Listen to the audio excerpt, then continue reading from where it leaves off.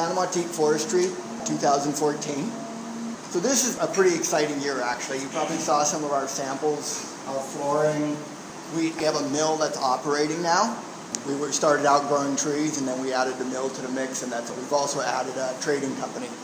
So we're going to go through a little bit about what we did this year and what we plan to do.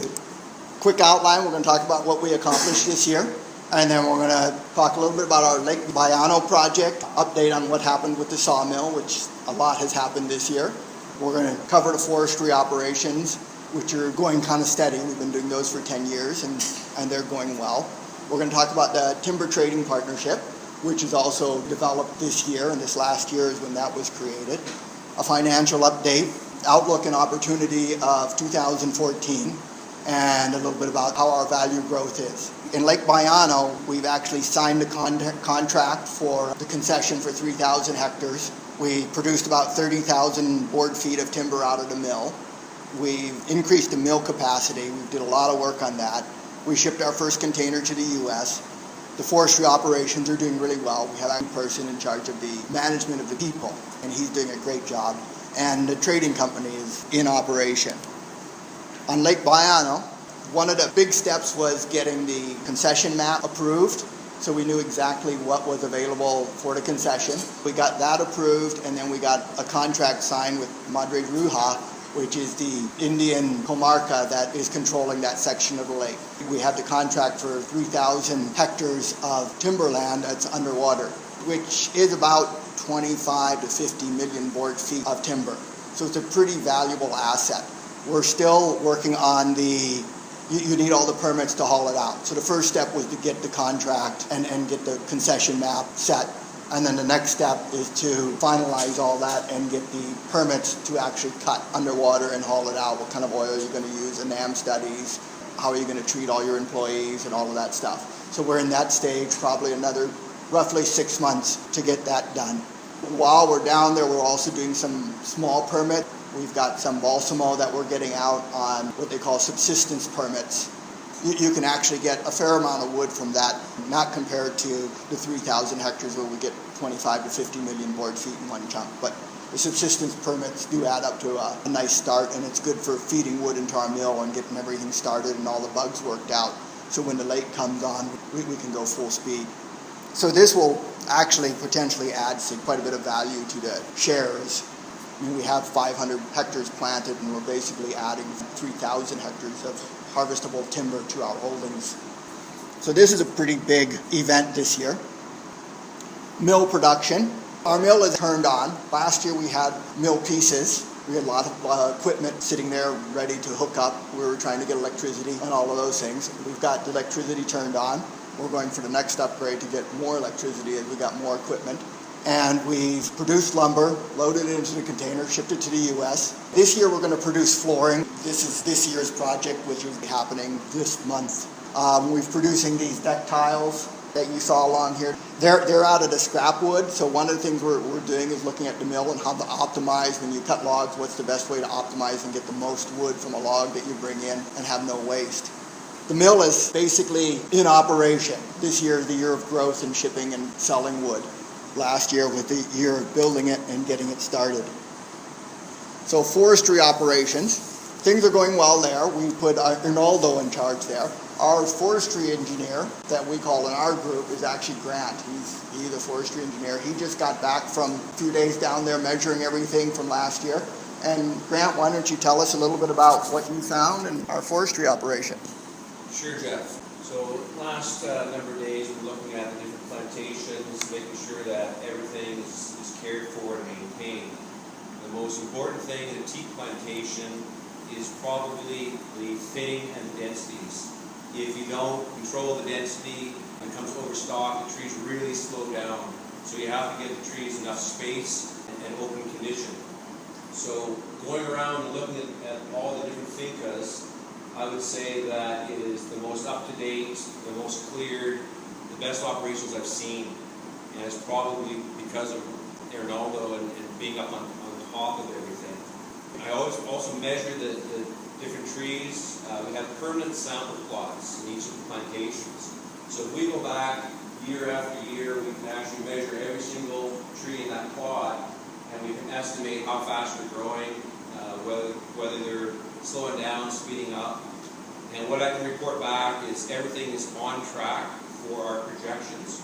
There's a lot of estimations that are out there, but what we have done with our operations is we try and link our end product, the number of board feet per hectare that we're actually going to manufacture off a hectare.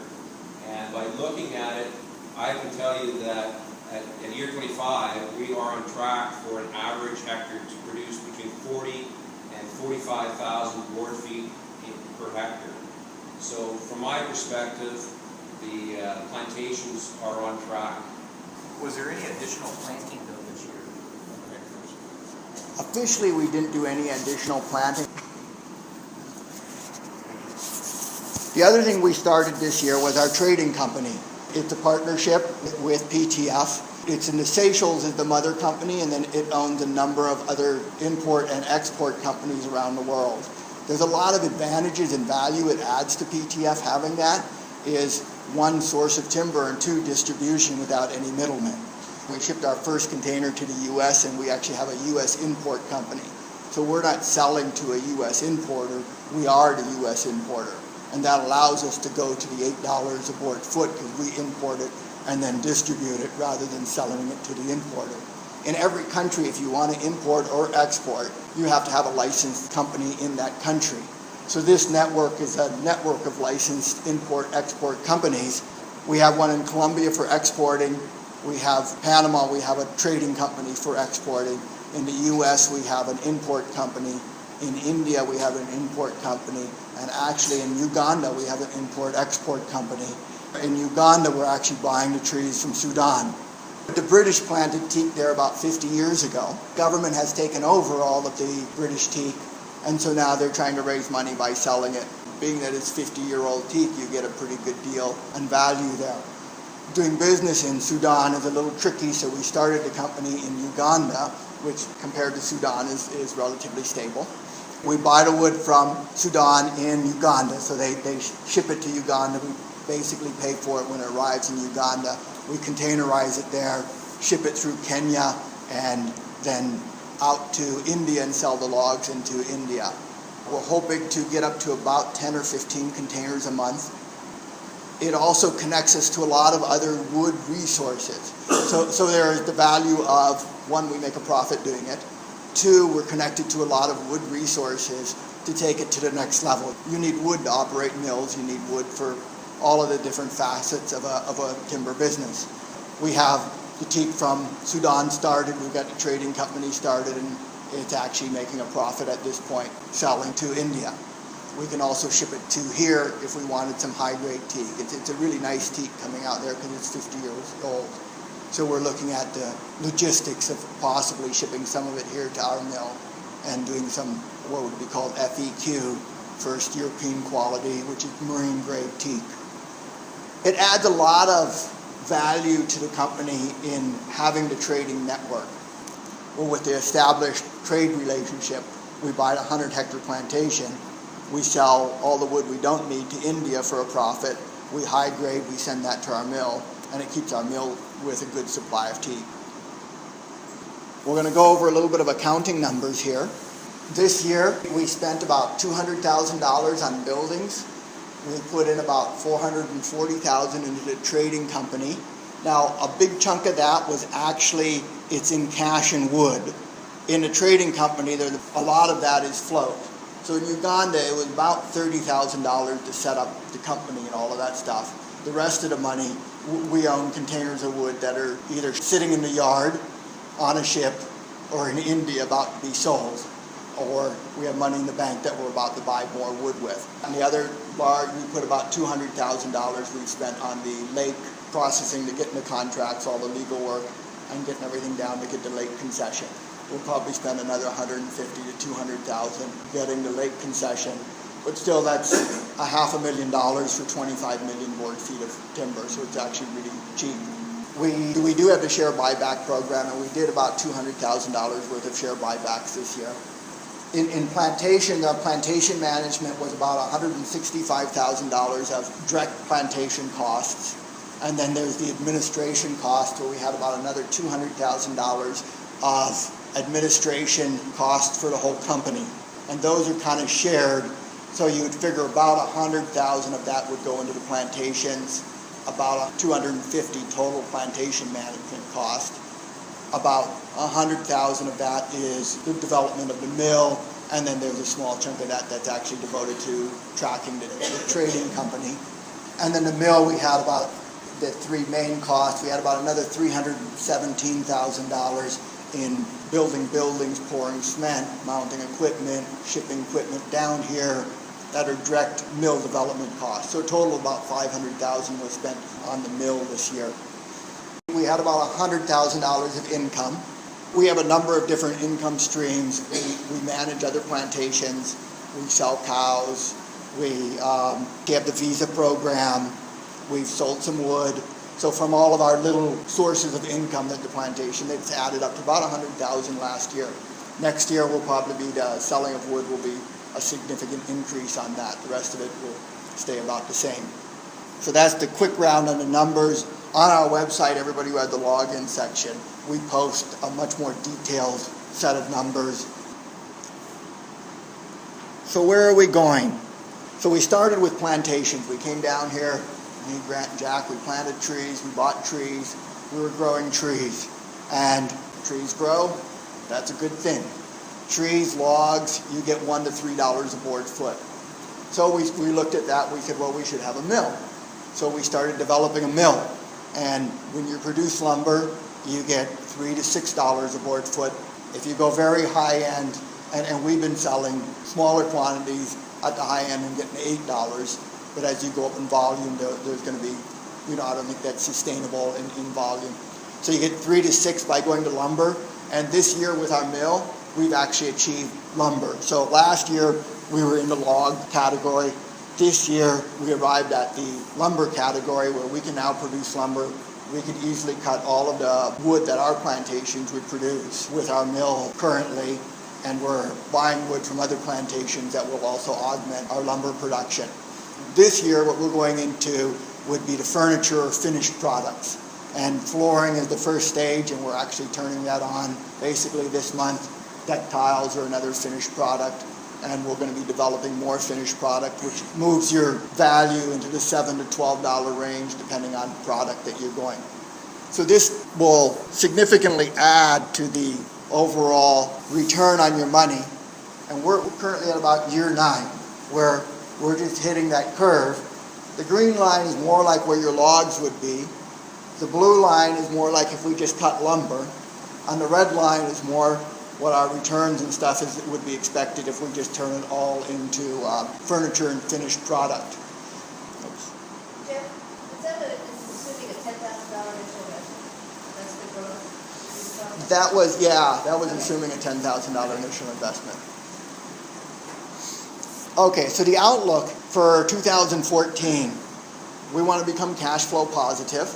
We're going to begin processing wood from the lake is one of our goals, which we've built the mill, we've got the processing, we're actually starting to process balsamo and some of the tropical woods based on small permit. We're going to increase the production of our lumber. We are producing lumber. We went from not producing lumber to producing lumber, and now it's a matter of increasing the amount we produce. We're going to start the flooring line, starting a sharpening room. We're in the process of doing that. Our flooring should be turned on. We're going to increase the international trading operations. Basically, last year was the start of that, and this year we're basically buying timber and shipping it. Then we're hoping to basically become cash flow positive, produce a net cash flow that will be able to be distributed in 2015. What we're looking at is probably doing a distribution through a share buyback at value program. If we do the buyback program, the guy who wants to reinvest, he doesn't do anything, no tax event. The guy who wants money out, he sells shares. It's a long-term capital gains, which is normally less taxes. It makes a lot more sense that way from a tax point of view. In our bylaws, it says dividend. A dividend is defined as any distribution. We're going to change that word to distribution. So those are our goals for 2014. So what's our opportunity and why? Basically, we're looking at selling up to $1 million worth of shares. The cost, if we do our budget, our total cost for 2014 we see is about 1.9 million. That'll produce about 900 in gross revenues. The majority of that is you buy wood, you process wood, and then you sell it. Your net's about 200,000 on that 900,000 turnover. So we would cover that gross revenues, $1 million from shares, and we have 500,000 in funds in the bank right now, and so we would remain with that same amount in the bank as the slush fund to grow and expand. Now I got a little more detailed sheet on this to go where those numbers come from and what they are. The spending explains it a little bit because there is some options in it, because it's not that we need to spend it all. There's flexibility. In that 1.2 million, there's 200,000 in plantation operating costs, and we have 500 in the bank, so we basically have that covered. There's 500,000 for mill operating costs. About 200,000 of that is for expansion of the mill, which is, again, discretionary. If we don't have the money, we'll run the mill as it is. If we have the money, we're going to expand. It makes sense. One of the things we need is another kiln. We've known this for a number of years, but it made no sense to buy another kiln until we had the kiln full of wood and we reached the choke point. So we're basically going to reach that very quickly, so we're looking at buying another kiln is one of the big expansions. 300,000 is for the purchase of wood. We would like to raise that in this season.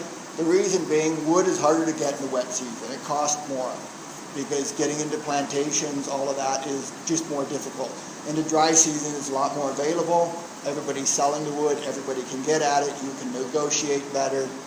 It makes sense to stock up on wood in the dry season. Again, we can work with that number. You could buy 100,000, buy it, process it, sell it, go buy another 100,000. We have 400,000 for the purchase of land.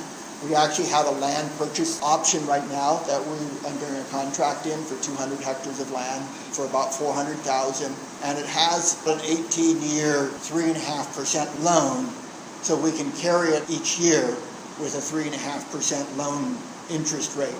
Panama has interesting loans. They're renewable each year, so we put in 400 to just pay for it. Again, that's flexible. We don't have the 400. For 40,000, we can carry it till next year. We can pay for it over time and with our cash flow. We have 300,000 for the timber trading company. Of that would be a 100,000 increase in the amount of wood that we're buying and our float that we would have. Again, that's a discretionary. If we don't have that, we have about 130,000, 140,000 in wood now. We just trade that amount. But if we trade $100,000 more, you actually make about 10% per month on your wood that's being turned over. So it's actually a really good return on investment when wood's available, which goes up and down. And then we have about 200,000 for Lake Bayano. And then we have 200,000 for share buyback. And again, that's discretionary. Our share buyback program is based on funds available. So that's the total 1.9. And that would produce the $900,000 gross income comes from the $300,000 that we purchase wood for, about $300,000 processing shipping costs, which then would sell for about $800,000, producing about a $200,000 profit. As we turn up the mill, the turnover rate gets faster and faster and we make more money. The trading company should produce about $100,000 net income. The trading company would also have about $250,000 of cash holdings. The big thing the trading company has is cash and short-term wood. So it takes the money, buys wood, it turns within a month, it turns back into cash. So it's a very short term, and we can actually pull money out of that if we need it for other resources. And then we would have around 500,000 in the bank at this point because you just sleep better. And that's a more detailed summary of that page before. So value. We started with sustainably managed plantations, and that was our first value and what the company was based on. The next step we went through is value added through manufacturing facilities, which is the mill, so that we could process our timber. And we look at our timber and what it's worth. You get the 3 million board feet, and at $3 it's worth 9 million, but at $6 it's worth 18 million. So it makes more sense to go to the $6 range, and if you pull it up to $9, you're at 21 million. So that's the next step that we're basically have achieved this year. We've gotten FSC certified in our plantations, We're going to FSC certify our mill. There's another plantation nearby that's FSC certified. We'll have the only FSC certified mill that can process that wood. So we can capitalize on their certification. If they sell to anybody else, the wood would lose the certification going through a non-FSC certified mill. That would allow us to, one, enter into the European market. They tend to require that. The lake is another huge value to our company. Building a global marketing distribution network, which is the trading company, and so we'll be expanding on that, building our network. And all that increases profit to shareholders and a better return.